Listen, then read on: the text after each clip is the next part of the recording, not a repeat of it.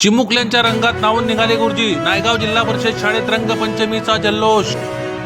मुक्ताईनगर तालुक्यातील नायगाव येथील जिल्हा परिषद शाळेत आज होळी आणि रंगपंचमीचा सण अत्यंत उत्साहात आणि चैतन्यमय वातावरणात साजरा करण्यात आला।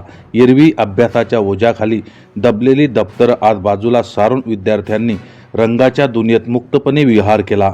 सकाळपासून शाळेच्या परिसरात उत्साहाचे उधाण आले होते। विद्यार्थ्यांनी एकमेकांना गुलाल आणि नैसर्गिक रंग लावून धुलीवंदन साजरे केले। विशेष म्हणजे या आनंदात केवळ विद्यार्थीच न्हाऊन निघाले नाही, तर त्यांनी आपल्या लाडक्या शिक्षकांनाही रंगात भिजवले।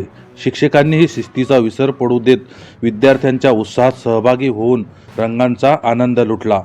यावेळी शाळेचा संपूर्ण परिसर विविध रंगांनी न्हाऊन निघाला होता।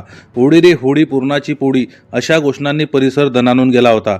विद्यार्थी आणि शिक्षक दोघेही रंगात इतके रंगून गेले होते की कोण विद्यार्थी आणि कोण शिक्षक हे ओळखणेही कठीण झाले होते।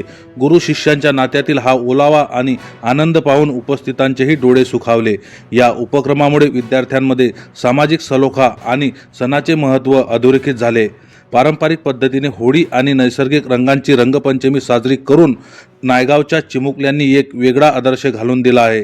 थोडक्यात सांगायचे झाले तर नायगाव जिल्हा परिषद शाळेतील या रंग उत्सवाने केवळ गालावरच नव्हे तर सर्वांच्या मनावर आनंदाचे रंग उधळले आहे।